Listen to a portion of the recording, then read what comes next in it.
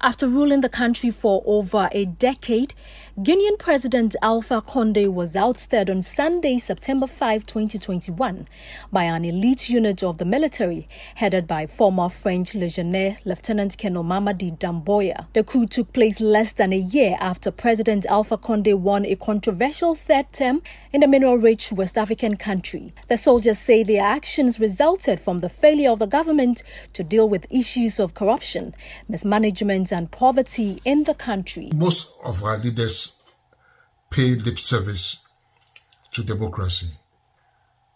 We have economic mismanagement.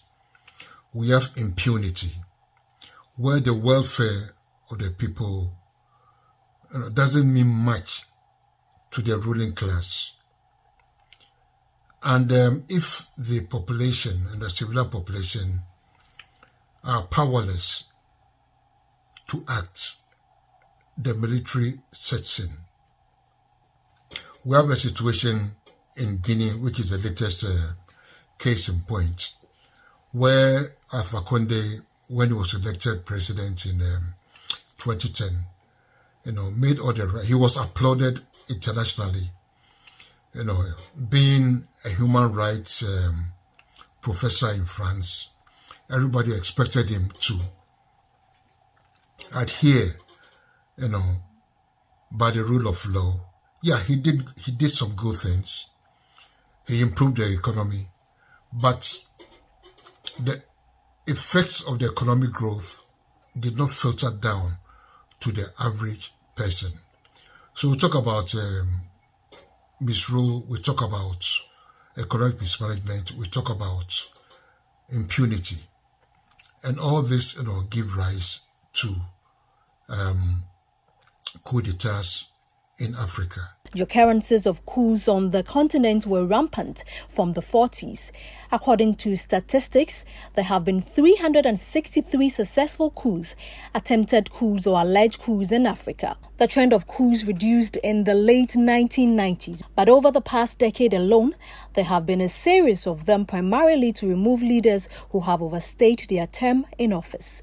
In Sudan, for instance, Omar al-Bashir, who had been in power for 30 years, was ejected by the army and placed in detention following 4 months of civil protest. Consequently, a transitional military council was established. In April 2029, Abdulaziz Bouteflika, who was in power for 20 years in Algeria, resigned over a month of unprecedented protest against his run for a 5th term. Many Algerians, frustrated with the political system, continued to raise their voices for over a year until the arrival of the COVID-19 pandemic halted their activism. In Zimbabwe, Robert Mugabe, abandoned by his supporters and the army after 37 years in office, resigned in office on the 21st of November 2017. This was amid debate at the National Assembly over his dismissal. His former vice president, Emmerson Mnangagwa, who himself had been sacked 2 weeks earlier, later assumed the position as president. Blaise Compaoré in Burkina Faso, who was in power for 27 years, resigned on 31st August 2014 due to public pressure before eventually going into exile. In Egypt, Mohamed Morsi, the first head of state to emerge from a democratic election, was overthrown on July 2013 by General Abdel Fattah al-Sisi. Mohamed Morsi's predecessor, Hosni Mubarak, was himself removed by the military in 2011. Also, Guinea-Bissau, in a putsch led by the Vice Chief of Staff, General Mamadou Touré Kourouma, overthrew interim President Raimundo Pereira and Prime Minister Carlos Gomez Jr. on 12 April 2020 amid a presidential election dispute. Libyan head of state Muammar Gaddafi was assassinated on 20th October 2011 in Sirte, facing an uprising that turned into armed conflict. There appears to be a gradual return to military rule across the continent in the past decade, a situation many find worrying. But what are the underlying factors for this change? And is there a potential for more coups on the continent? What is the African Union and other regional blocs doing to curb this growing threat to democratic rule in Africa?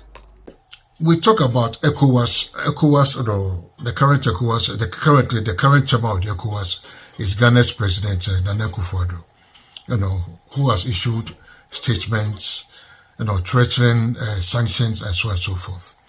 But the question is,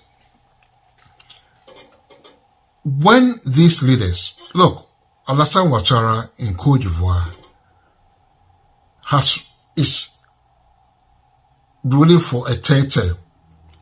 Okay, he actually nominated somebody to succeed him, but his chosen successor died a few months before the elections.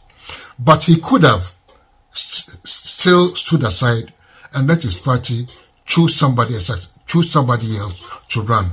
But he decided to go for a third term. We have situations in Mali, we have situations in Chad, and so on and so forth. So when these things were happening, where was ECOWAS? Where was the African Union?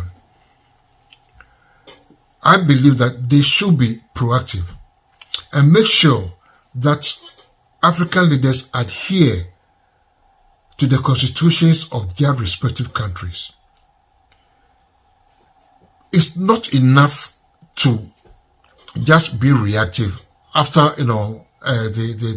the deed is done.